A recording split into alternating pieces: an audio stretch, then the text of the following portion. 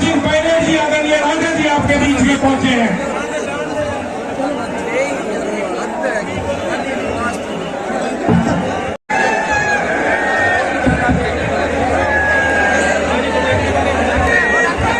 Sangria विधानसभा क्षेत्र से हम सबके लोकप्रिय उम्मीदवार राहुल गांधी जी के, खड़गे जी के, सोनिया गांधी जी के और आप सबके चहेते उम्मीदवार सम्माननीय अभिमन्यु पूनिया जी, हमारे पंजाब राज्य के कांग्रेस पार्टी के अध्यक्ष राजा वरिंग जी, पूर्व सांसद महोदय, ब्लॉक अध्यक्ष महोदय, मंच पर तमाम नेतागण यहाँ पर आज मौजूद हैं और इस चुनावी सभा में मौजूद सभी नौजवान दोस्तों, आदरणीय बुजुर्गों, किसान भाइयों, माता और बहनों, मैं क्षमा चाहता हूँ कि हम बहुत देर से आपके बीच में आए।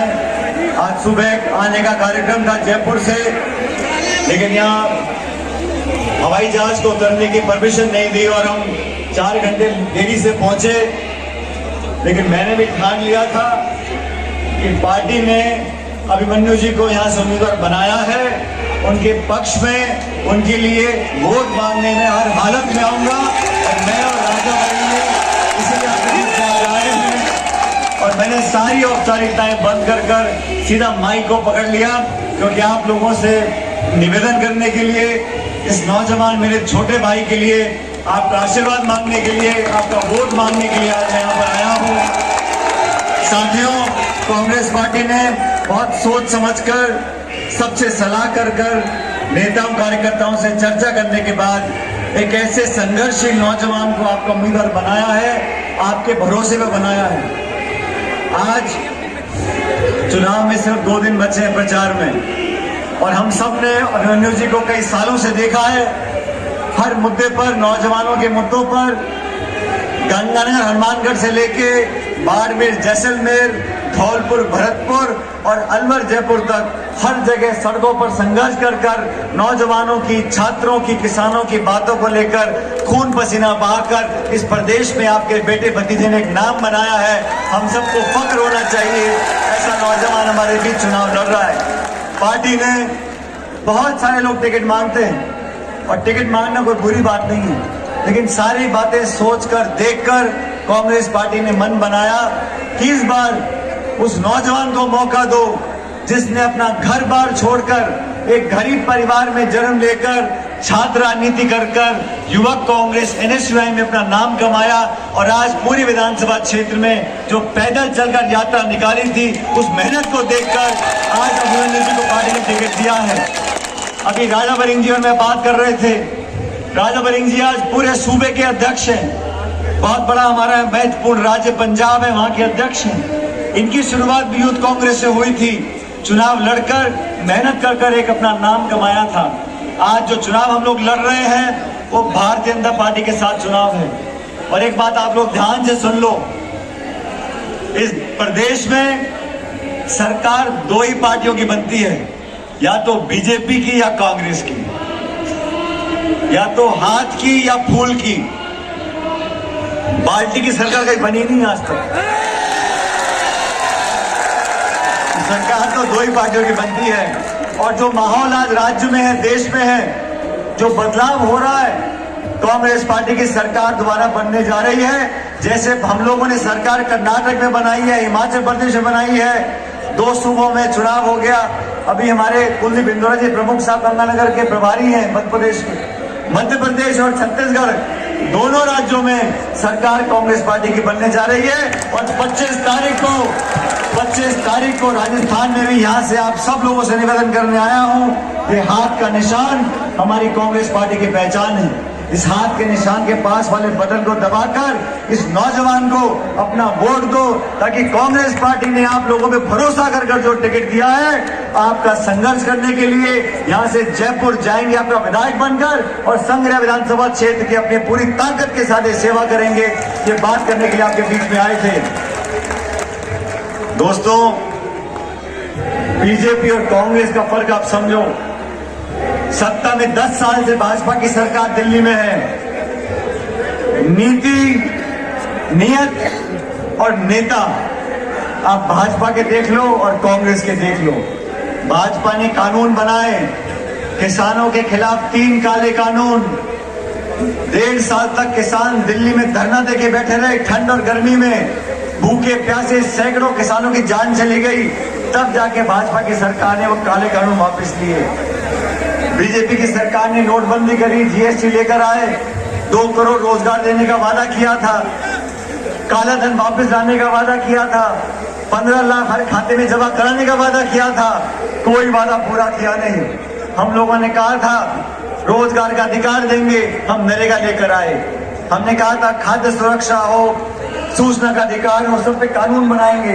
हमने छात्रवृत्ति दी है, पेंशन दी है, गरीब, किसान, दलित, आदिवासी, नौजवान, बुजुर्ग, महिला, सब लोगों का ध्यान रखा। कांग्रेस पार्टी का काम हमने देखा और भाजपा का काम हमने देखा। अब आपको निर्णय करना है। आपने यहाँ पर शासन भाजपा का भी देखा है, कांग्रेस का भी देखा है। मैं तो आप लोगों से निवेदन करने आया हूँ, पूरे क्षेत्र में संग्रिया से विधानसभा क्षेत्र है, यहाँ पर हर मजहब के लोग हैं, हर जाति के लोग हैं, समाज के लोग हैं। 36 कौमों की ये पार्टी, चारों धर्म की ये पार्टी, सबको साथ लेकर चलने वाली पार्टी। उस पार्टी के उम्मीदवार को अपना आशीर्वाद दो ताकि हम सबको लगे एक नई शुरुआत यहाँ से करनी है। मैं किसी की आलोचना नहीं करता हूँ, लेकिन 5 साल का कार्यकाल आपने देख लिया। इस संघीय विधानसभा क्षेत्र में जो संभावनाएं थी वो काम आपने देख लिया। आज इस नौजवान को मौका दो। और मैं हमेशा अभिमन्यु जी को बोलता था, मैं जब 5 साल विपक्ष में मैं प्रदेश का अध्यक्ष था तो ये छात्र राजनीति करते थे। हमने 5 साल 2013 से 18 राजस्थान में बीजेपी सरकार के खिलाफ खूब लाठियां खाई, खून पसीना बहाया, धरने दिए, भूख हड़ताल करी, पदयात्राएं करी। उस संघर्ष में मैं जिस जिले में जाता था पार्टी की बात रखने के लिए, जिस जिले में जाके कार्यक्रम करता था, सबसे पहले वहां पर अभिमन्यु पूंजा खड़ा मिलता था लोगों को। मैंने कहा मन्यु, मैं तो जयपुर से बाड़मेर आया हूँ, बाड़मेर से जालौर जाऊंगा, जालौर से कोटा जाऊंगा, लेकिन मैं जब गाड़ी से उतरता था तो सबसे पहले कांग्रेस कार्यकर्ताओं को टीम लेकर संघर्ष करने के लिए सबसे पहले अभिमन्यु वहां मुझे दिखते थे।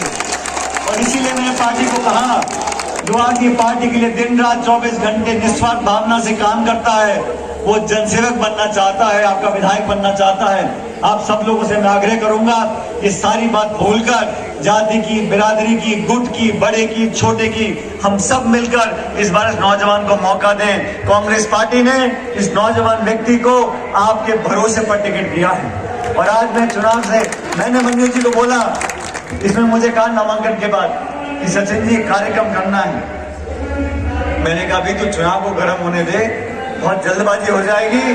जब चुनाव के पास होगा तो इन्होंने कहा बीजेपी के बहुत नेता आ रहे हैं, बहुत सारे भाषण हो रहे हैं, फला नेता आ रहा है, फला मंत्री आ रहा है, फला मुख्यमंत्री आ रहा है, जिले में आ रहा है, संभाग में आ रहा है, मेरे क्षेत्र में आ रहा है, भाजपा के नेता बहुत सारे आ रहे हैं। मैंने कहा अभिमन्यु पूनिया जी, आप चिंता मत करो, हम एक सभा करेंगे चुनाव से ठीक पहले, उस सभा में सब बराबर कर दूंगा। क्यों बराबर कर दूंगा, सुनो।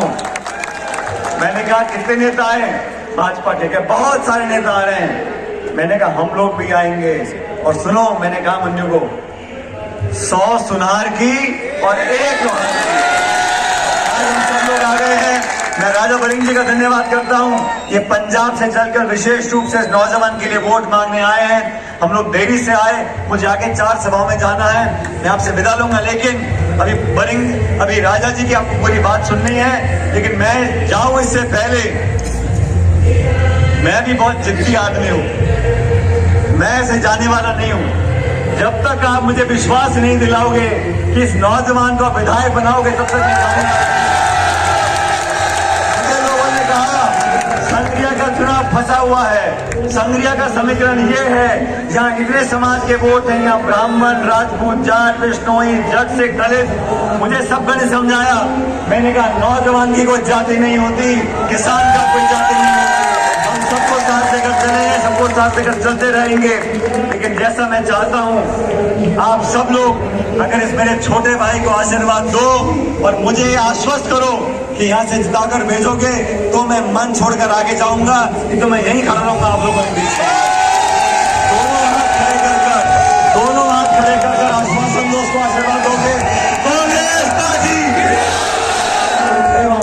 से आवाज नहीं आई, जोर से बोलो, कांग्रेस पार्टी।